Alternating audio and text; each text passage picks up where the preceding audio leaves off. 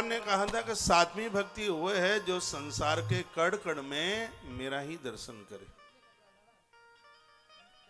एकनाथ जी महाराज बड़े अद्भुत संत हुए, मराठा में तुकाराम जी बड़े अद्भुत संत हुए हैं, नामदेव जी बड़े अद्भुत संत हुए। वह एक समय था जिस समय एक महात्माओं का युग आरंभ हुआ था। बाबा तुलसी, सूर, ये सब उसी जमाने के महात्मा थे। बात आती है कि महात्मा एकनाथ अपने अनुयायियों की संग में गंगोत्री से जल लेकर के वो रामेश्वरम के ऊपर चढ़ाने को जा रहे थे। मंदिर 5 किलोमीटर दूर रह गया था बस। रात्रि को पड़ाव डाला रास्ते में, उन्होंने देखा कि खंदी में एक खर खोता प्यासा हुआ मौत को प्राप्त हो रहा है। उन्होंने अपने चेलों को कहा कि पानी, कहा गुरुजी पानी तो नहीं है, कहा गंगाजल तो है, ये प्यासा मर रहा है।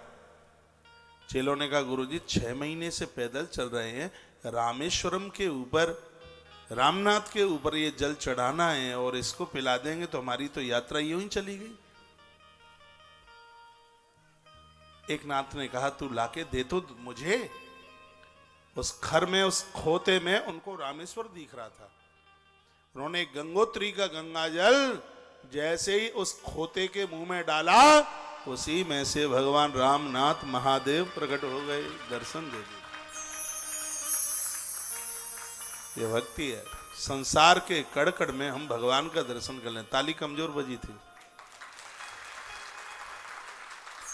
नामदेव जी का नाम आपने सुना है, उन्होंने स्वान में भगवान विट्ठलनाथ को पहचाना।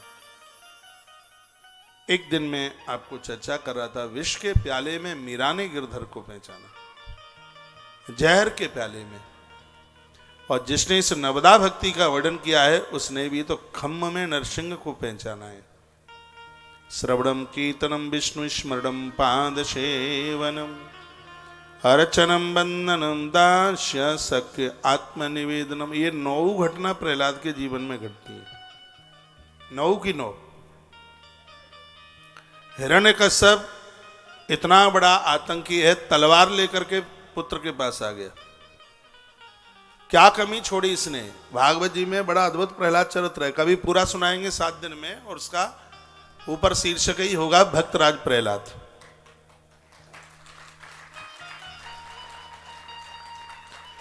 प्रहलाद ने यह सिद्ध करके बता दिया कि आग में जलना पड़े तो भी भजन मन छोड़ो, पहाड़ से फेंका जाए तो भी भजन मन छोड़ो, हाथियों से कुचेला जाए तो भी भजन मन छोड़ो। ये माताएं बड़ी परेशान होती हैं, आदमी परेशान करता है, कहता है भजन नहीं। लगता है कि प्रहलाद के बराबर तो शायद किसी को परेशानी नहीं होगी, लेकिन इस स्थिति में भी उन्होंने आराधना नहीं छोड़ी।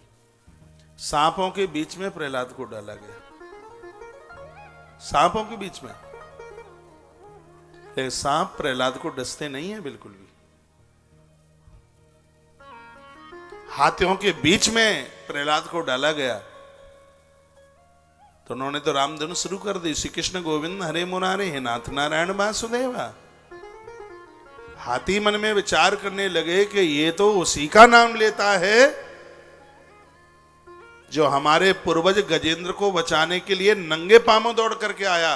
तो हाथियों ने भी सूंड से उठाकर प्रहलाद को अपनी पीठ के ऊपर बिठा लिया। ये बातें मैंने 50 बार बोली हैं। जब निर्मल मन से हम जीवन जीते हैं तो संपूर्ण प्रकृति हमारे ऊपर लाड़ करती है, दुलार करती है। अच्छे लोग वृक्ष के नीचे बैठते हैं तो पेड़ मुस्कुराता है।